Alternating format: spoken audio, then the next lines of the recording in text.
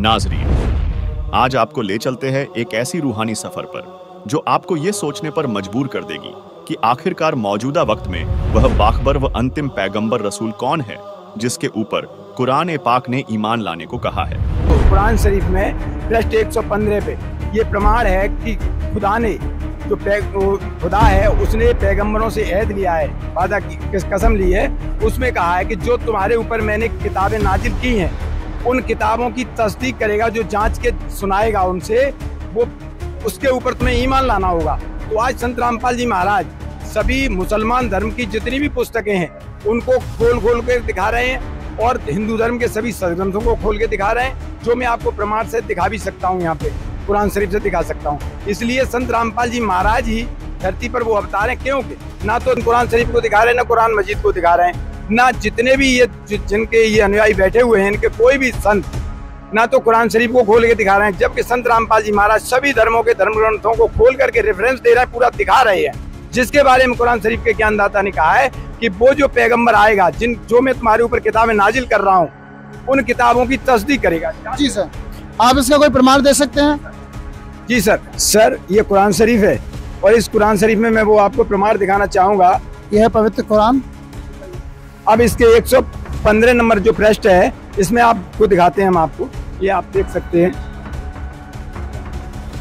पूरा ये प्रमाण लिखा हुआ है कि जो मैं तुम्हारे ऊपर किताबें नाजिल कर रहा हूँ उन किताबों की तस्दीक करके वो संत बताएगा, वो पैगंबर बताएगा, उसके ऊपर तुम्हें ईमान लाना होगा। वो आना बाकी है, वो बाकी है। वो आज संत रामपाल जी महाराज ही है वो जो सभी धर्मों के धर्म ग्रंथों को खोल के दिखा रहे हैं। आपका कहना है कि आप आज के समय में संत रामपाल जी धरती पर अवतार जी, जैसे ये कह रहे हैं कि मोदी जी अवतार है, कोई योगी जी को अवतार बता रहा है, तो कोई भी इन धर्म ग्रंथों को खोल के दिखा रहा है क्या? जो इसमें जो पहचान है वो योगी जी या मोदी जी या और कोई संत खोल के दिखा रहा है?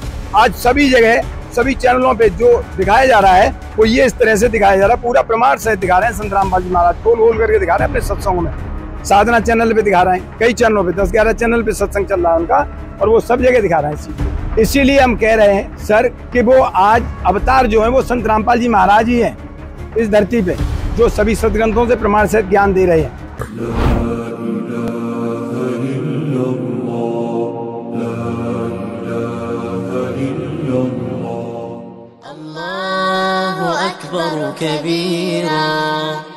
हेलो नाजरीन, इबादी कबीर स्पिरिचुअल्स यूट्यूब चैनल पर आपका दिल से खुशामदीद। नाजरीन, बेशक आज के इस जहान में बुराइयां इस कदर फैली हैं कि गोया इंसानियत का चिराग ही बुझ गया हो। इस्लाम जैसे पाक मजहब में भी गोश्त खाना एक आम दस्तूर बन गया है। अगर किसी से पूछें कि आप नॉन वेज यानी गोश्त क्यों खाते हैं, तो वो सीना तान कर कहते हैं कि कुदरती तवाजुन बनाए रखने के लिए। उनका ख्याल है कि गोश्त और अंडा खाना जिस्म की सेहत और माहौल के लिए लाजमी है। मगर याद रखिए, आप चाहे बेजुबान जानवरों के कत्ल का कोई भी बेबुनियाद जवाब पेश करें, इसका अंजाम निहायत खतरनाक है। इंसान को लाजिम है कि वो दीगर मखलूकात पर रहम की नजर रखे। हमारी ग़िज़ा ऐसी होनी चाहिए जो जानवरों की आहों और तकलीफों से पाक हो। आजकल देखिए, गोश्त खाने से इंसान कैंसर, दिल का दौरा, जिगर और गुर्दे की बीमारियों का शिकार हो जाता है। ये सब कुछ इस हकीकत के बावजूद है कि पाक कुरान शरीफ में इन अफ़ाल को जहन्नुम के दरवाजे खोलना करार दिया गया है। ऐसे लोगों को काफिर कहा जाता है, वो जो इस्लाम की हकीकत को देखकर भी उससे मुंह मोड़ लेते हैं। नाजरीन, हम आपके सामने कुछ सबूत पेश करेंगे, लेकिन उससे पहले यह बताना जरूरी समझते हैं कि बाइबल के बाद पाक किताबों में कुरान शरीफ का जिक्र बड़े एहतिराम से किया जाता है। कुरान का इल्म अता करने वाला खुदा वही है जिसने बाइबल, चारों वेद और श्रीमद् भगवत गीता का ज्ञान बख्शा। इसी वजह से उसने उन पहलुओं को बाइबल और कुरान में दोबारा बयान नहीं किया जिनका इल्म पहले ही वेदों और गीता में दिया जा चुका था। बाइबल के जेनेसिस चैप्टर 1 की आयत 29 और 30 में लिखा है कि एक रेशियो 29 में लिखा है, फिर भगवान ने उनसे कहा, सुनो, जितने बीज वाले छोटे छोटे दरख्त सारी जमीन पर हैं और जितने दरख्तों में बीज वाले फल होते हैं वे सब मैंने तुमको दिए हैं, वे तुम्हारे खाने के लिए हैं। एक रेशियो 30 में लिखा है, और जितने जमीन के जानवर, आसमान के परिंदे और जमीन पर रेंगने वाले जीव यानी मखलूक हैं, जिनमें जिंदगी के सांस हैं, उन सब के खाने के लिए मैंने सब हरे भरे छोटे दरख्त दिए हैं। और ऐसा ही हो गया। भगवान ने जमीन पर रेंगने वाले तमाम मखलूकात के लिए हरी भरी जड़ी बूटियां फराहम की हैं। यशायाह 11:6-9 में भी इस बात को साबित करता है। भेड़िया भेड़ के बच्चे के साथ रहेगा और चीता बकरी के बच्चे के साथ बैठेगा, और बछड़ा, जवान शेर और पाला पोसा हुआ बैल तीनों एक साथ रहेंगे, और एक छोटा लड़का उनकी अगुवाई करेगा। यशायाह 11:7 में लिखा है, गाय और रीछनी चरेंगी और उनके बच्चे एक साथ बैठेंगे, और शेर बैल की तरह भूसा खाएगा। इससे यह साबित होता है कि अल्लाह ताला ने हरे भरे पौधे तमाम मखलूकात के लिए दस्तयाब कराए हैं। अदन की वाटिका में भी यही बात थी। उत्पत्ति 2:9 में हम देखते हैं कि हर पौधा देखने में दिलचस्प और खाने के लिए बेहतर था। हम देखते हैं कि अल्लाह ने हमारे खाने के लिए फल और पत्तेदार पौधे पैदा किए। उन्होंने गोश्त खाने का हुक्म नहीं दिया है। उत्पत्ति 1:26 में लिखा है, और परमेश्वर ने कहा, हम इंसान को अपने जैसा बनाएं, अपनी बराबरी के मुताबिक, और वे समंदर की मछलियों, आकाश के परिंदों, घरेलू जानवरों और जमीन पर रेंगने वाले सभी जंतुओं यानी मखलूकात पर इख्तियार रखें। यहां हुकूमत या इख्तियार का मतलब न तो उन्हें मारना है और न ही खाना, बल्कि हुकूमत करना और उनकी परवरिश करना है। परमेश्वर ने हमें इंसानों को पूरी जमीन पर इख्तियार दिया है, सब कुछ खाने के लिए नहीं, बल्कि उनकी हिफाजत करने के लिए। उन्होंने हमें अपनी पैदाइश के साथ सलूक करने के तरीके के लिए जवाबदेह ठहराया है। जैसे भजन संहिता 147:9 KJV में लिखा है, वह जानवरों को उनका खाना देता है, और जब कौवे रोते हैं तो उन्हें भी। उत्पत्ति 2:16 से उत्पत्ति 3:18 में यहोवा ने आदम को बगीचे से कोई भी फल खाने का हुक्म दिया। जब आदम ने भले बुरे के इल्म वाले दरख्त का फल खाया तो उसे सजा दी गई कि अब उसे खाना मेहनत करके हासिल करना होगा। रोमियो 14:20-21 में की हिकमत पर गौर फरमाइए। बेहतर यह है कि न गोश्त छुएं, न शराब की तरफ हाथ बढ़ाएं, न कोई ऐसा फेल करें जिससे आपका भाई ठोकर खाए या कमजोर पड़ जाए। इसका मतलब साफ है, खाने की खातिर खुदा के काम को तबाह न करें। हर गिज़ा पाक है, मगर वो खाना हराम है जिससे किसी और को तकलीफ पहुंचे। बेहतर है कि ऐसा कुछ न करें जिससे आपके भाई बहनों को ठेस लगे। गोश्तखोर अक्सर उत्पत्ति 9:3 का हवाला देते हैं, जहां खुदावंद ने नूह से फरमाया, हर चलने वाला जानदार तुम्हारा खाना होगा, जैसे सब्ज पौधे, ये सब मैंने तुम्हें अता किए हैं। लेकिन उन्हें उत्पत्ति 9:4 की तंबीह भी याद रखनी चाहिए, मगर गोश्त को उसके खून के साथ हरगिज न खाना। दरअसल यहोवा ने कभी कुर्बानी का हुक्म नहीं दिया। यशायाह 1:11 में खुदा फरमाता है, तुम्हारी कसीर कुर्बानियां मेरे किस काम की? मैं मेंढों की होमबली और पले हुए जानवरों की चर्बी से बेजार हो चुका हूं। बैलों, मेंढों या बकरियों के खून से मेरा दिल खुश नहीं होता। अल्लाह खूनरेजी नहीं, बल्कि रहमत चाहता है। अल्लाहु अकबर का फरमान है, सुनो, तमाम बीजदार पौधे, चाहे छोटे हों या बड़े, जो जमीन पर उगते हैं, जैसे बाजरा, ज्वार, गेहूं, चावल, ये सब तुम्हारे खाने के लिए हैं। ये हुक्म उस खालिक का है जिसने 6 दिन में कायनात को तख्लीक किया और 7वें दिन अर्श पर जलवागर हुआ। पाक कुरान में भी दलील मिलती है कि अल्लाह ने आदम और हव्वा को जन्नत में फल और शीरें चीजें खाने का हुक्म दिया, न कि गोश्त का। अगर अल्लाह को जानवर का लहू और गोश्त पसंद होता तो वो पहले ही दिन आदम को एक जानवर देकर फरमाते, इसे ज़बह करो, ये मुझे बेहद पसंद है। मगर अल्लाह ने फल खाने का हुक्म दिया।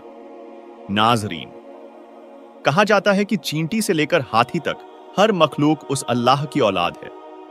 पाक कुरान की इब्तिदा में लिखा है, शुरू करता हूं अल्लाह के नाम से जो निहायत रहीम और करीम है। अब आप ही सोचिए, क्या वो रहमान अल्लाह आपको अपनी दूसरी औलाद का कत्ल करके खाने का हुक्म देगा? नाज़रीन, गोश्तखोरी के मसले पर मजीद रोशनी डालने के लिए आइए बकरा ईद के पस मंजर पर नजर डालें। रिवायत के मुताबिक हजरत इब्राहिम ने एक ख्वाब देखा जिसमें अल्लाह ने उन्हें अपनी अजीज तरीन चीज कुर्बान करने का हुक्म दिया। इब्राहिम ने इस ख्वाब की ताबीर में पहले 100 ऊंटों की कुर्बानी दी। दूसरी मर्तबा ख्वाब आने पर 200 ऊंट कुर्बान किए। तीसरी बार जब यही ख्वाब आया तो इब्राहिम अपने 10 साल के बेटे इस्माइल को अल्लाह की राह में कुर्बान करने मक्का रवाना हुए। मक्का पहुंचकर इस्माइल की रजामंदी से उन्होंने बेटे के हाथ पांव बांधे और खुद की आंखों पर पट्टी बांधकर कुर्बानी देने की कोशिश की, लेकिन अल्लाह ने इस्माइल को नजात बख्शी। कहा जाता है कि इसी वाकये की यादगार में इस्लाम में ईद मनाने का रिवाज शुरू हुआ। ईद उल अजहा, जिसे बकरी ईद के नाम से भी जाना जाता है, कुर्बानी का पुरस्कोह त्योहार है। यह अल्लाह की जानिब से अपने वफादार बंदों का एक आजमाइश होता है। क्या बंदा अपनी जान, दौलत, औलाद और खानदान से ज्यादा मोहब्बत रखता है या अपने रब से? गौर फरमाइए कि हजरत इब्राहिम अपने फर्जंद हजरत इस्माइल को अल्लाह की राह में कुर्बान करने को तैयार थे, लेकिन अल्लाह ने इब्राहिम की नेकनियती को कबूल करते हुए इस्माइल को जिंदगी बख्शी। मोमिन इस यादगार दिन पर रात को कलमा पढ़कर बकरी ज़बह करते और उसका गोश्त खाते हैं। यहां एक अहम सवाल उठता है, अल्लाह ने इस्माइल को नई जिंदगी अता की, जबकि मुसलमान बकरी ईद पर अपनी कुर्बानी के बजाय मासूम जानवरों को ज़बह करके उसे अल्लाह की नेमत समझकर खाते हैं। क्या यह तजाद नहीं है? क्या वाकई अल्लाह सुब्हानहू व ताला अपने नेक बंदों और रूहों की कुर्बानी से खुश होते हैं? जवाब बिल्कुल वाजह है। अल्लाह को रियाकारी की कुर्बानी पसंद नहीं। जो लोग अल्लाह की मखलूक की जान लेकर कुर्बानी का दावा करते हैं, उनसे अल्लाह कभी खुश नहीं होते। ऐसे गुनहगारों को फरिश्ते घसीटते हुए जहन्नुम की झुलसती आग में डालते हैं। बेजुबान जानवरों का गला काटने का दर्द कुछ नहीं है उस अजाब के सामने जो जहन्नुम में गुनहगारों को दिया जाता है। अल्लाह कबीर ने इरशाद फरमाया है, कबीर जीव हने हिंसा करें, प्रगट पाप सिर होए। निगम पुनि ऐसे पाप ते भिस्त गया नहीं कोई। जो शख्स जानवरों की जान लेता है वह सख्त गुनहगार है और जन्नत से महरूम रहेगा। कबीर मांस मांस सब एक है, मुर्गी हिरणी गाय। आंखी देखी नर खात है ते नर नरक ही जाए।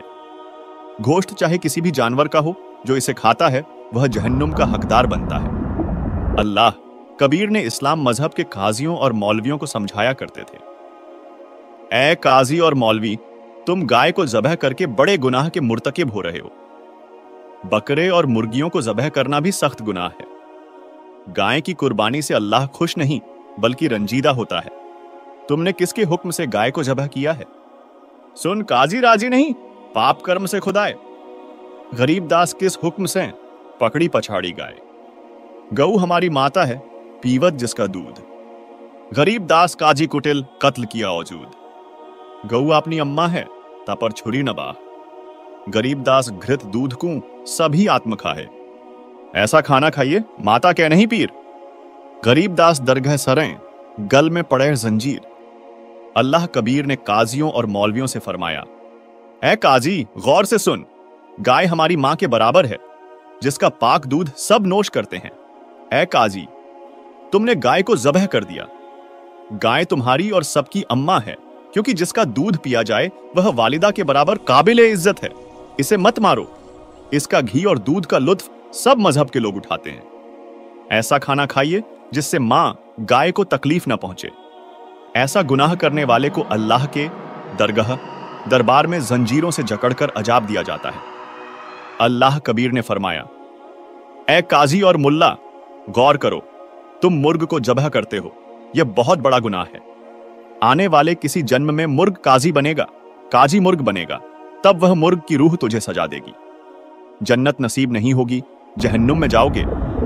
काजी कलमा पढ़ता है यानी जानवरों का कत्ल करता है, फिर किताब ए पाक कुरान की तिलावत करता है। आदरणीय गरीब दास जी महाराज जी बयान कर रहे हैं कि अल्लाह कबीर ने फरमाया कि इस जुल्म से दोनों जहां तबाह होंगे, यानी दुनिया में भी आमाल की सजा मिलेगी और आखिरत में जहन्नुम में डाले जाओगे।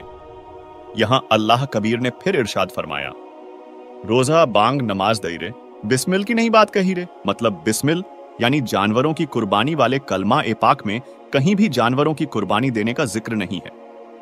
हमें इंसानी लिबास बड़ी मुश्किल से हासिल हुआ है, इसे नेकी करके और बाखबर की बताई गई हकीकी इबादत करके गुजारना चाहिए और उस मुकद्दस मकाम पर जाने के लिए कोशिश में रहना चाहिए जो जन्नत से भी खूबसूरत और लाजवाल है, जहां जाने के लिए असल कुर्बानी देनी होती है।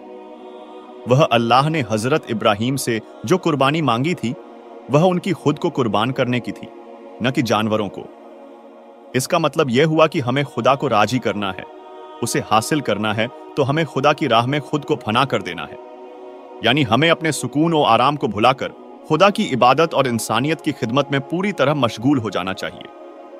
आदरणीय गरीब दास जी देहात छुड़ानी जिला झज्जर वाले ने अपनी मुकद्दस वाणी में भी वाजह किया है कि हजरत मोहम्मद सल्लल्लाहु अलैहि वसल्लम और उनके 1,80,000 पैरोकारों ने अपनी जिंदगी में कभी गोश्त नहीं खाया, न ही किसी गाय को बिस्मिल किया। गरीब नबी मोहम्मद नमस्कार है, राम रसूल कहाया। 1,80,000 कूं सौगंध जिन नहीं कर्द चलाया। अर्श कुर्स पर अल्लाह तख्त है, खालिक बिन नहीं खाली। वे पैगंबर पाक पुरुष थे, साहिब के अब्दाली। गरीबदास जी ने बयान किया है कि नबी मोहम्मद तो अल्लाह के नेक रसूल थे, उनके 1,80,000 पैरोकार हुए हैं। मैं गरीबदास कसम खाता हूं कि उनके 1,80,000 पैरोकारों ने और हजरत मोहम्मद सल्लल्लाहु अलैहि वसल्लम ने कभी किसी जानवर पर करद यानी चाकू नहीं चलाया, यानी कभी भी जानवर कुशी नहीं की और गोश्त नहीं खाया। अल्लाह सुब्हानहू व तआला अर्श के आखिरी मरहले पर हाजिर ओ नाजिर है, मगर उसकी निगाहों से कोई भी मखलूक पोशीदा नहीं। वह तमाम मखलूकात पर नजर रखे हुए है। पैगंबर हजरत मोहम्मद सल्लल्लाहु अलैहि वसल्लम और दीगर अंबिया अल्लाह की पाक रूहें थीं। वे अल्लाह की रहमत के मुस्तहिक थे। कलाम पाक की सूरत फुरकान 25 आयत 52 से 59 में जिस अल्लाह ताला का जिक्र है, उस कबीर अल्लाह के नुमाइंदे बाखबर संत रामपाल जी महाराज ने अपने रूहानी मजमून यानी सत्संग प्रवचनों में इरशाद फरमाया है कि कुर्बानी देनी ही है तो अपने हवस, गजब, मोह, लालच और गुरूर वगैरह को पेश कीजिए। बेजुबान जानवरों की कुर्बानी देने की तदबीर पाक कुरान में कहीं नहीं मिलती। दर्द सबको यकसां होता है।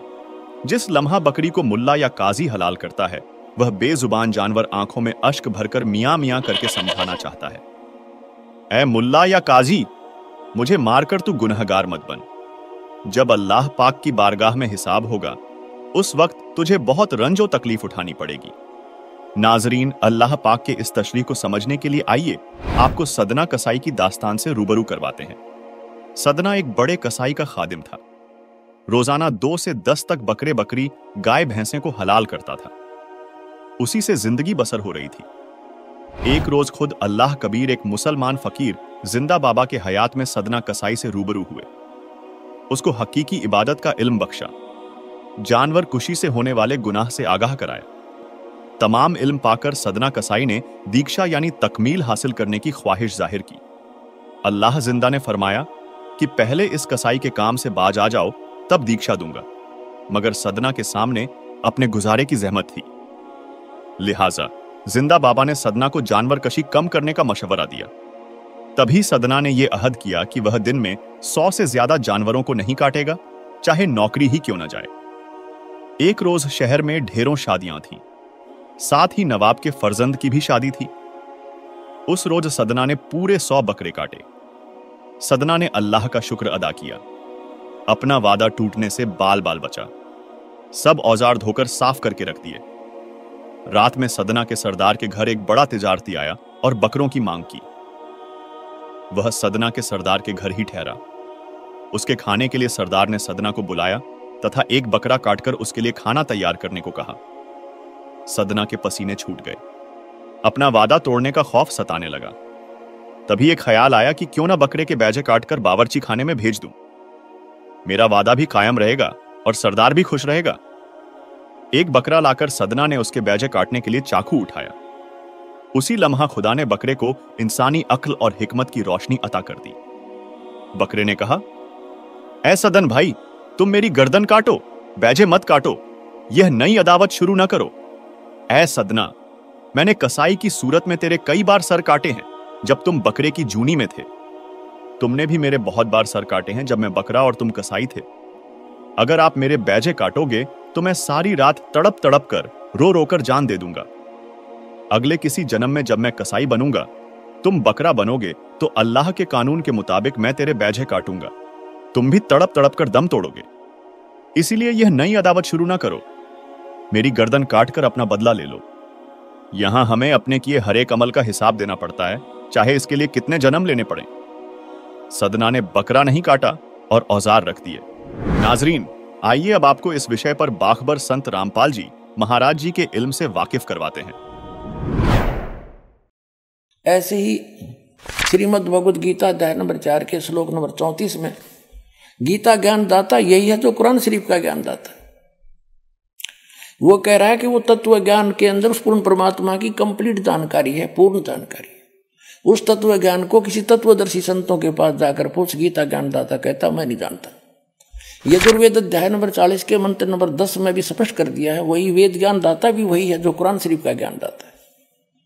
वो कहता है कि परमात्मा को कोई तो शंभुआत्मा ने जन्म लेकर रामकृष्ण के रूप में अवतार धार के आना मानते हैं, कुछ उसको वो जन्म नहीं लेता जन्मा मानते हैं। इसकी यथार्थ जानकारी वो कैसा है भगवान, वो धीरा नाम देंगे, तत्वदर्शी संत देंगे, उनसे पूछो। ऐसे कुरान शरीफ में आगे दिखाता हूं अभी आपको। तो वो तत्वदर्शी संत, वो तत्व ज्ञान वो परमात्मा ही बता कर जाता है या फिर अपना नबी भेजता है। वो नबी ये दास है, अंतिम नबी, अंतिम पैगंबर, अंतिम उस परमात्मा का भेजा हुआ उनका दास, और पूरे विश्व का कल्याण होगा, मान जाएंगे दास की बात।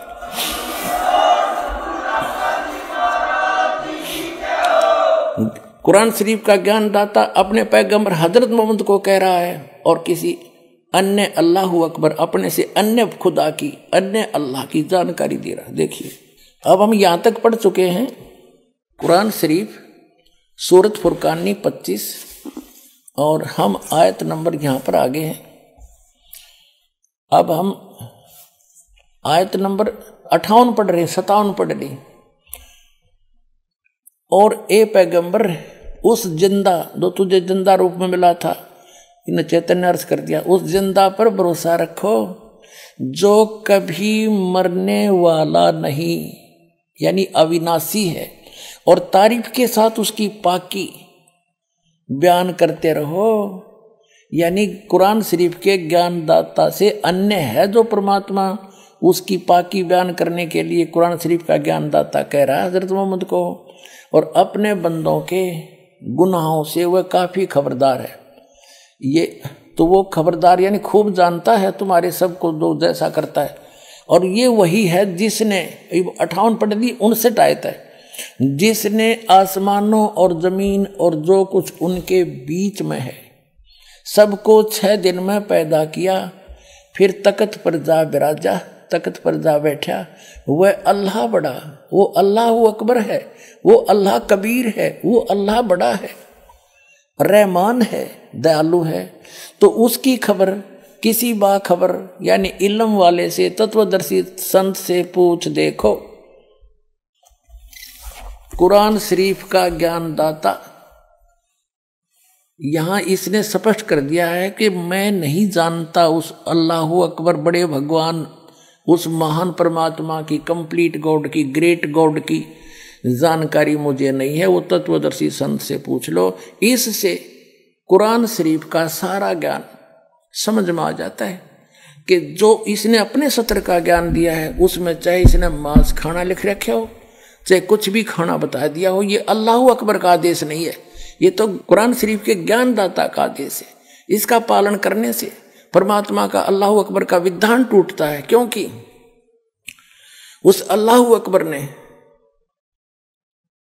तौरात नामक पुस्तक के उत्पत्ति ग्रंथ में स्पष्ट कर दिया, 6 दिन में जिसने सृष्टि रची उसमें आदेश दे दिया है कि कोई भी प्राणी, ना मनुष्य ना अन्य प्राणी, जैसे पृथ्वी पर रेंगने वाले चौपाए पशु, जलचर, हवा में उड़ने वाले, ये कोई मांस नहीं खाएगा। थोड़ी सी झलक दिखाता हूं।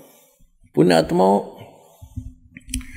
ये तत्व ज्ञानहीन प्राणी आपको विचलित कर देंगे कि बाइबल में तो मिलावट है, और ये भी कहते हैं फिर वो कि हम तो इन 4 पुस्तकों पर ईमान रखते हैं, 4 होली बुक पर, तौरात, जबूर, इंजिल और कुरान। तो पहले आपको वो आसमानी किताब तौरात से दिखाएंगे सृष्टि उत्पत्ति।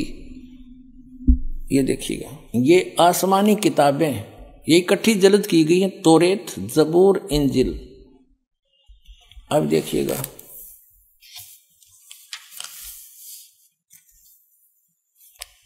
और ये यहां से छपी है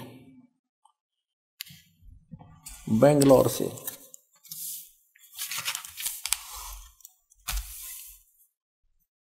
ये आसमानी किताब तौरात, जबूर, इंजिल, उर्दू स्क्रिप्ट्स, ये यहां से, ये देखो, copyright notice published by BSI 206 Mahatma Gandhi road Bangalore से, प्रिंटर्स प्राइवेट लिमिटेड बेंगलोर 94 की। ये 3 किताबें हैं, ये अलग अलग, कुरान शरीफ अलग है, इनसे न्यारी है। इसमें अब हम तौरात के अंदर दिखाते हैं, इसमें उत्पत्ति पैदाइश दिखाते हैं। ये देखो, ये है पैदाइश 1:1:24 प्रश्न नंबर 2 पे। यहां है खिलकत का जिक्र। खिलकत, खुदा ने इत्बिदा और जमीन और आसमान को पैदा किया। जमीन वीरान और सुनसान थी, गौरवों के ऊपर अंधेरा था। ऐसे ये पहला दिन हुआ, सांझ हुई, शाम हुई, सुबह हुई। पहला दिन हुआ, शाम हुई, सुबह हुई, दूसरा दिन। दो रचना करते हैं हम, अपने स्थान अपने उस पर आएंगे। ये फिर चौथा दिन हुआ, ये दूसरा दिन हुआ, ये तीसरा दिन हुआ, और फिर ये चौथा दिन हुआ, और फिर ये 5वां दिन हुआ। अब हम 6ठे दिन पर आते हैं। ये तीसरा पृष्ठ है, ये तौरात का। अब 26 में कहा कि फिर खुदा ने कहा हम इंसान को, यानी 5 दिन में जो सृष्टि रची वो कर दी। 6ठे दिन फिर खुदा ने कहा कि हम इंसान को अपनी सूरत पर अपनी सभी की मानिद बनाएं, और वे समुद्र की मछलियों और आसमान के परिंदों और चौपायों और तमाम जमीन पर और सब जानवरों पर जो जमीन पर रेंगते इख्तियार रखे, उनसे समझदार हो। खाना नहीं लिखा है इसमें, आगे देखो। और खुदा ने इंसान को अपनी सूरत पर पैदा किया, अपने जैसा उत्पन्न किया, जैसा खुदा है। मनुष्य भी, खुदा भी मनुष्य जैसा हुआ। खुदा की सूरत पर उसको पैदा किया, नर और नारी करके उसने उनको पैदा किया। और खुदा ने उनको बरकत दी और कहा फूलो और बढ़ो और जमीन में मासूर हो, महकूम करो, और समुद्र की मछलियों और हवा के परिंदों और कुल जानवरों पर जो जमीन पर रेंगते हैं इख्तियार रखो। आगे लिखा कि और खुदा ने कहा कि देखो मैं तमाम रूए जमीन की कुल बीजदार सब्जी और हर दरख्त जिसमें उसका बीजदार फल हो तुमको देता हूँ, ये तुम्हारे खाने को हैं। और जमीन के कुल जानवरों के लिए, हवा के कुल परिंदों के लिए, और उन सब के लिए जो जमीन पर रेंगने वाले हैं, जिनमें जिंदगी का दम है, कुल हरी बूटियां खाने को देता हूं। और ऐसा ही हो गया। अपने आत्मा स्पष्ट कर दिया कि न तो किसी पशु को, न पक्षी को, न जलचर को, न मनुष्य को उस अल्लाह ताला का आदेश नहीं है मांस खाने का। उन्होंने स्पष्ट कर दिया कि ये हरी सब्जी घास फूस दे रखा है तुम्हारे को। और फिर आगे देखो, और ऐसा ही होगा। और खुदा ने सब पर जो उसने बनाया था नजर की और देखा तो बहुत अच्छा है। और शाम हुई, सुबह हुई, और फिर 6ठा दिन हो गया। फिर उसके बाद आसमान और जमीन उनके कुल लश्कर का बनाना खत्म हुआ। और खुदा ने अपने काम को जिसे वो करता था 7वें दिन पूरा खत्म किया, और अपने सारे काम से जिसे वो कर रहा था 7वें दिन फारिग हुआ। और खुदा ने 7वें दिन को बरकत दी और उसे मुकद्दस ठहराया, क्योंकि उसमें खुदा सारी कायनात से जिसे उसने पैदा किया, बनाया और फारिग हुआ। अब इसको पवित्र बाइबल में दिखाता हूँ एज इट इज, ना तो ये आपको बरगला देंगे आपको, ये नकली अटपट करने वाले मारे सट्टे ने हो गए। हमने बहुत अच्छी तरह तालमे इल्म हूँ मैं, ये कहते हैं जो इनके पढ़ने वाले विद्वान, और का पता नहीं इनको। ये देखिएगा, ये पवित्र बाइबल है, संपूर्ण जीवन अध्ययन बाइबल। ये कहां से छपा, ये देख लीजिएगा। ये देखिएगा, journal editor down and C stamps MDV, associate editor ये जे जवाली, Wesley Adams PhD, life publishers international, Springfield, Mysore, USA, printed in India. अब ये वही है सारा कुछ, और ये सारा दिखा दूं, पढ़ लो तुम। अब इसके हम इस पे आते हैं उत्पत्ति पर। देखिएगा, ये उत्पत्ति जिसको अंग्रेजी में इन्होंने कहा है जेनेसिस 1 प्रश्न नंबर 4 पे। आदि में यानी प्रारंभ में परमेश्वर ने आकाश और पृथ्वी की सृष्टि की। पृथ्वी बेडौल और सुनसान पड़ी थी, यह इस पर पहला दिन हुआ। फिर परमेश्वर ने जो कहा जल के बीच एक ऐसा अंतर हो कि जल दो भाग हो जाए, सारा कुछ क्या, सांझ हुई भोर हुई, फिर दूसरा दिन हो गया, फिर सांझ हुई भोर हुई, तीसरा दिन हो गया। हमने अपने मतलब की बात लेनी, ये चौथा दिन हो गया, सांझ हुई भोर हुई, फिर चौथा दिन हो गया। अब हम ये 5वां दिन हो गया, प्रश्न नंबर 5 पर आ गए हम। ये सांझ हुई भोर हुई, 5वां दिन हो गया। अब छठे दिन ये आ गया, छठा दिन, ये छठे दिन में चल पड़ा। इस प्रकार परमेश्वर ने पृथ्वी की जाति जाति के वन पशुओं को और जाति जाति घरेलू पशुओं और जाति जाति की भूमि पर सब रेंगने वाले जंतुओं को बना, और परमेश्वर ने देखा अच्छा है। फिर परमेश्वर ने कहा कि हम मनुष्य को, उन सब पशु पक्षियों को बनाकर फिर हम मनुष्य को अपने स्वरूप के अनुसार बनाएं, अपनी समानता में बनाएं, और वे समुद्र की मछलियों और आकाश के पक्षियों और घरेलू पशुओं और सारी पृथ्वी पर सब रेंगने वालों जंतुओं पर जो पृथ्वी पर रेंगते अधिकार रखें। इनसे समझदार हो, जैसे भैंस, गाय, बैल, इनको हमने अपने काम के लिए प्रयोग कर लिया, इनको खाना नहीं, सताना नहीं, इनको जैसे गाय भैंस आपने रखी, उसको पहले आप पेट भरते हो, चराते हो, उसको नहवाते हो, धोआते हो, प्यार से रखते हो, जब वो दूध देती है। तो ऐसे कहा, खाने के लिए नहीं कहा उस मालिक ने। देखो आगे, तब परमेश्वर ने कहा मनुष्य को अपने स्वरूप के अनुसार बनाए, अपनी समानता बनाए। तो भगवान फिर कैसा हुआ?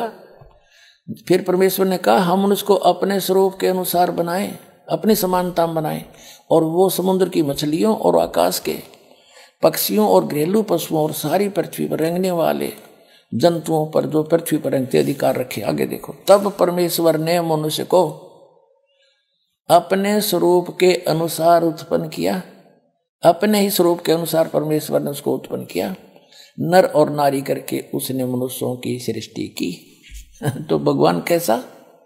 नर आकार, मनुष्य सदृश, जैसे जिनको परमात्मा मिले सचखंड लेकर गए, वापस छोड़ा, उन्होंने बताया हमरे ही निहार है, हमारा सृजनहार, हमारा भगवान हमारे जैसी शक्ल का है, लेकिन उसकी बॉडी वो उस वहां जाकर के सभी का जो शरीर है इमोर्टल हो जाता है, अविनाशी शरीर मिलता है, वो मटेरियल सारा अविनाशी मटेरियल का शरीर है।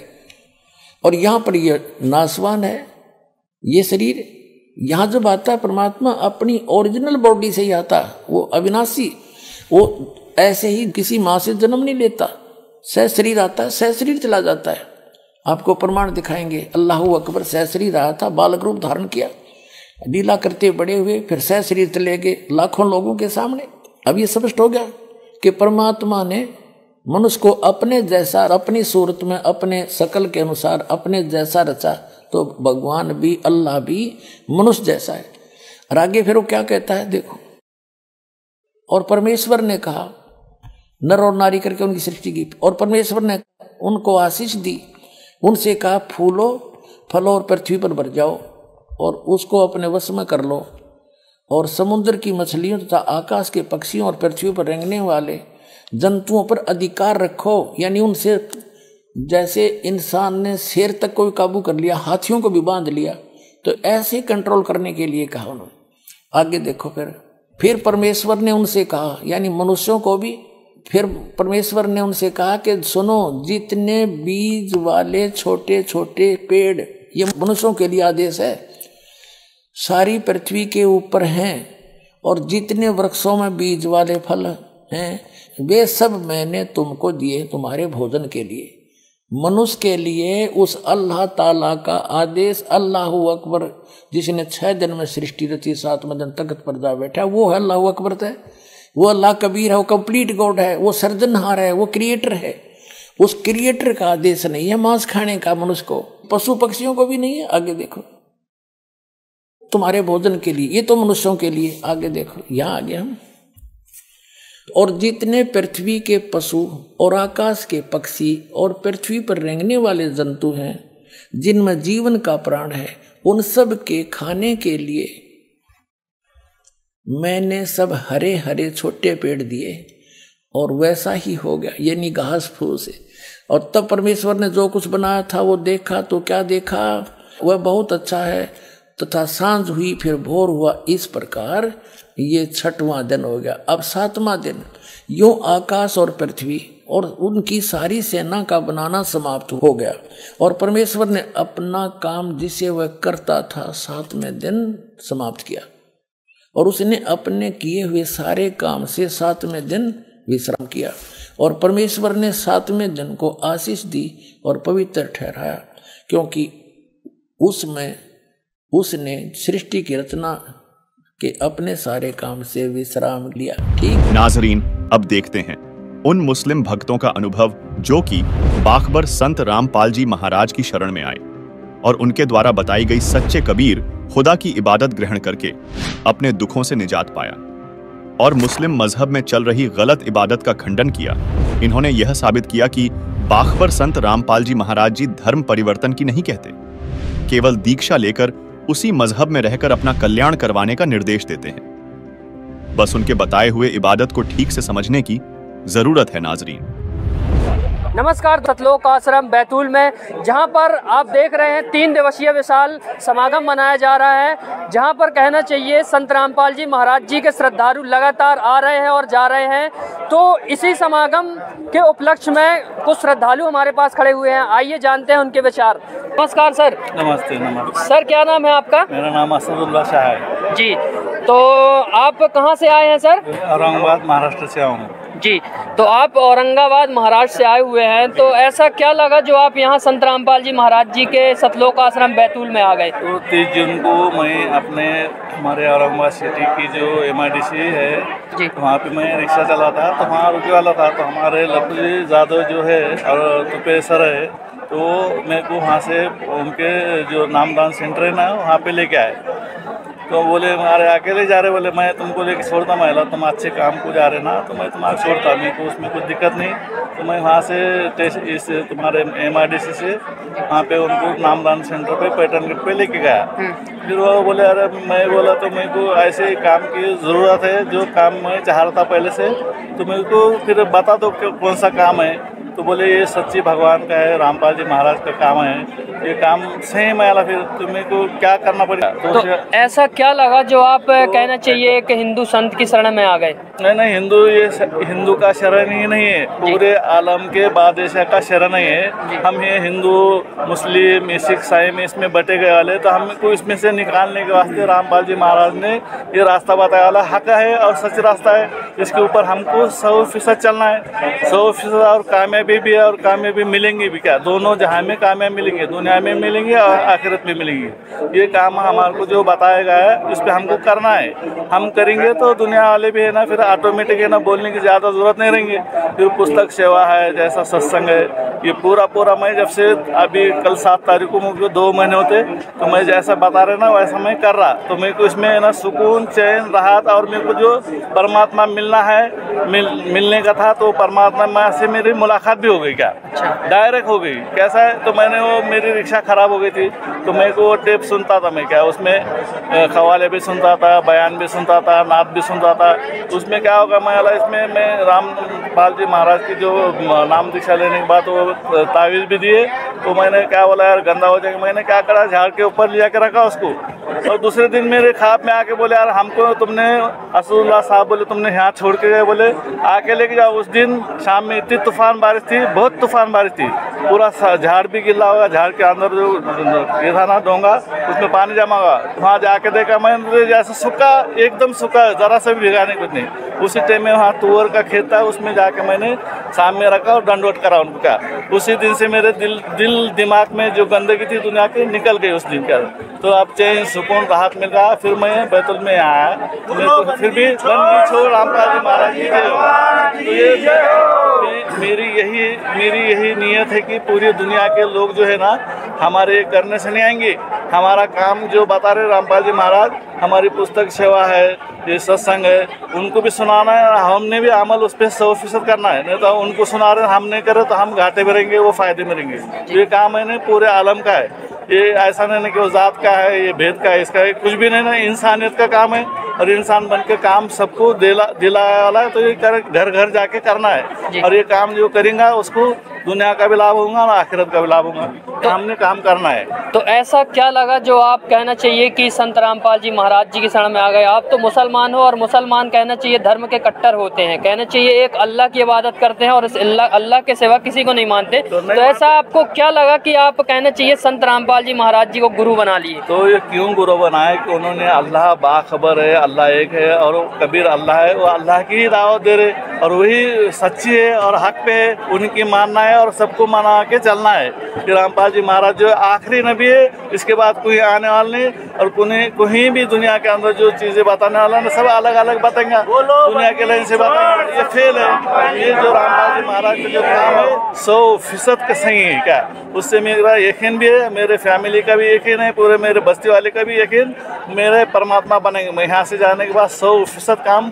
करने वाला है और करते आया। मैं पहले से भी जैसे मेरी 10-11 साल की उम्र थी तो मैंने अच्छे लोगों से, जैसे मौलाना है, मुफ्ती है, आलिम है, महाराज लोग आए, ऐसा बोलते ना पाखंडी लोग आए, इनके साथ मैंने कीर्तन भी करा, भजन भी करा। मैं खुद 2-2 घंटे ऐसा स्टेज पे जाके कीर्तन करता था, पूरे मावली की कीर्तन करता था, हर साथ के साथ रहा। पर सुकून दिल जो है ना, मेरे रामपाल जी महाराज के चरणों में आने से मुझे सुकून मिल गया। रामपाल जी महाराज की क्या जय हो, रामपाल जी की महाराज की जय हो। तो आप जो हमने ये भी सुना है कि बाखबर कहना चाहिए, कुरान में बताया गया है कि बाखबर जो संत होगा वो बताएगा, तो क्या बाखबर संत कौन है? खबर जो है तो हमारे रामपाल जी महाराज है, उनको खबर दिलाने वाले मेरे कबीर अल्लाह है। उनको पूरा हक है, पूरा हक जो रामपाल जी महाराज को जो दिया परमेश्वर ने, तो वो सही है और उसके बातों पे चलना ज़रूरी है। जो चलेगा उसका फ़ायदा होगा।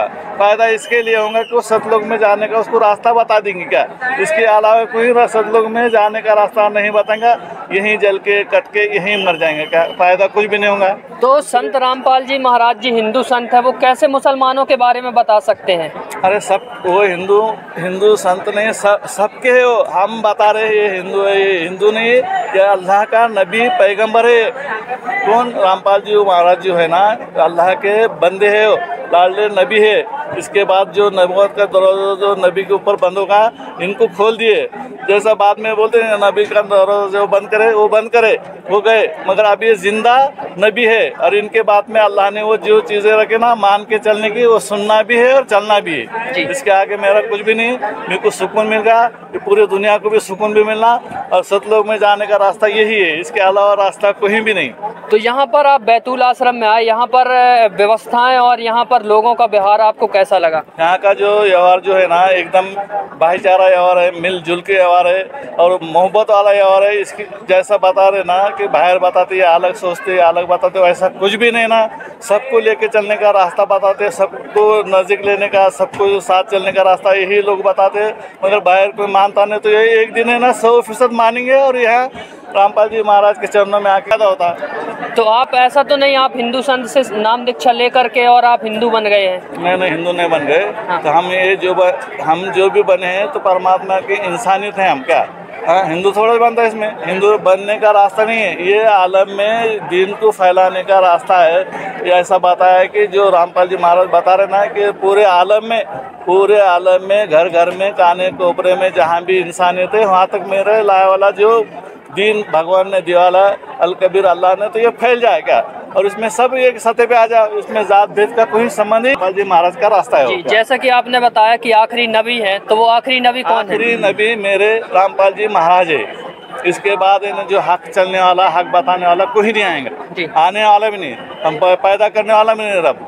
तो उसके लिए यही रास्ता जो है ना, हमको सतलोक में यानी जन्नत में ले जाने वाला रास्ता सही है रास्ता जी। इस पे अमल करें जी। जैसा कि इन्होंने बताया कि आखिरी नबी संत रामपाल जी महाराज जी है और जो संत रामपाल जी महाराज जी बता रहे हैं उस पर अमल करें। तो तुल में जहाँ काम चल रहा ना, जैसा पूरे आलम के अंदर जो बोलते ना धनाना धाम है, जैसे पूरे इसमें आलम के अंदर काम चल रहा ना, तो सच्चाई वाला काम है, इसमें झूठ का काम नहीं है। झूठ लोग ऐसे आएंगे ना तो फिर काम को खराब करेंगे क्या, तो काम को खराब करना हमारा काम नहीं, खराब करने की सोचेंगे तो परमात्मा कहीं का छोड़ेंगे नहीं फिर क्या जी। तो ये उसकी लीला है, वो अकेला है, अकेले को झूठ नहीं बोल सकते, वो झूठा काम का बता ही नहीं सकता। वैसे मेरे रामपाल जी महाराज जो है ना, हकीकत में परमात्मा ने ओरिजिनल नबी बना के भेजे हो क्या, इससे अलावा मैं कुछ नहीं बोलता। मेरे जो बोला मैंने सच बोला, गलत नहीं बोला। अब कोई बोलेगा गवाही बताओ, कोई कहाँ लिखे वाला बताओ, पूरा कुरान में हदीस में रामपाल जी महाराज को बताया वही सच्चे है और हक है। क्या संत रामपाल जी महाराज जी ने लिखा था उसमें कि वो अल्लाह, जिसने लिखा सूरत फुरकानी 25 के 58-59 में लिखा है कि वो अल्लाह कबीर है। तो मैंने उसमें जब मिलाया ना कुरान शरीफ में कि ये कुरान मजीद है ही, तो मैंने पढ़ा तो उसमें स्पष्ट लिखा था वो अल्लाह जिसने 6 दिन में दुनिया बनाई और 7वें दिन तख्त पे विराजा, वो अल्लाह कबीर है। उसकी खबर किसी बाखबर से पूछो। जैसे रोजे रखना, नमाज पढ़ना, उस तरह से करती थी। तो मतलब मुझे परमात्मा की खोज थी कि परमात्मा कौन है। लेकिन मुझे अल्लाह का खोज है, मैं पहले ही से खोज कर रहा हूँ। और आज मुझे सही इबादत मेरे संत रामपाल जी महाराज ने मुझे बताई हुई है, उससे मुझे काफ़ी लाभ मिले हैं कुरान शरीफ के अनुसार। इसी कुरान शरीफ में लिखा जो रियल मंत्र है, जो रियल मार्ग है, वो संत रामपाल जी महाराज बताते हैं। उसी साधना से सारे कष्ट, सारे रोग, सारे दुख दूर होते हैं। मैंने मान लिया कि ये जो संत रामपाल जी महाराज हैं ये सही ज्ञान दे रहे हैं, तो फिर मैंने उनसे नामदीक्षा ले ली। कुरान शरीफ में जो बता रहे थे कि बाखबर जो हैं वो कौन है, तो ये संत रामपाल जी महाराज हैं जिन्हें सारा इल्म है और सारी जानकारियां हैं इनको, और ये अपने कुरान शरीफ से ही बताते हैं। मुझे संत रामपाल जी महाराज से ये ज्ञान हुआ और मैंने कुरान शरीफ को ये भी पढ़ा। उसमें सूरा 42 में आयत नंबर 1 जो है हामीम ऐन सीन का जो कोड वर्ड है, उस परमात्मा के पाने का, जाप करने का, जो कि वो तत्वदर्शी संत ही बताता है, इसके बारे में भी जानकारी हुआ। क्योंकि संत रामपाल जी महाराज का सिर्फ एक ही नारा है, जीव हमारी जाति है, मानव धर्म हमारा, हिंदू मुस्लिम सिख ईसाई धर्म नहीं कोई न्यारा।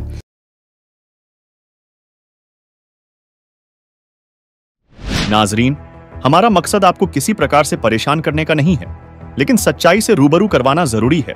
अपने सच्चे खुदा की राह बताना।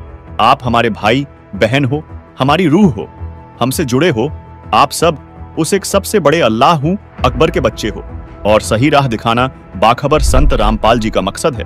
नाजरीन, उम्मीद है आप जरूर हमारे निस्वार्थ और परमार्थ के कार्य को मानोगे, समझोगे और अपना कल्याण करवाओगे। नाजरीन, अगर आपको अभी भी कोई शंका है या आप हमसे सवाल पूछना चाहते हैं तो नीचे दिए गए कमेंट बॉक्स में अपना सवाल लिख दीजिए। हमारी टीम आपके सवाल का जवाब जरूर देगी। अगर आप अपनी शंकाओं के समाधान के लिए हमसे सीधे बात करना चाहते हैं तो इन फोन नंबरों पर हमें फोन कर सकते हैं। नाजरीन, अगर आपको इस्लाम मजहब और कुरान पाक की आयतों की सही तर्जुमानी को अच्छी तरह से और सरल भाषा में जानना है तो इस पाक किताब मुसलमान नहीं समझे ज्ञान कुरान में सभी शंकाएं समूल समाप्त की गई हैं। कृपया दिल थामकर धैर्य के साथ पढ़ोगे तो दांतों तले उंगली दबाते रह जाओगे। लेखक बाखबर संत रामपाल जी महाराज ने इस पुस्तक को यथार्थ संपूर्ण अध्यात्म ज्ञान से प्रमाणों सहित लिखा है।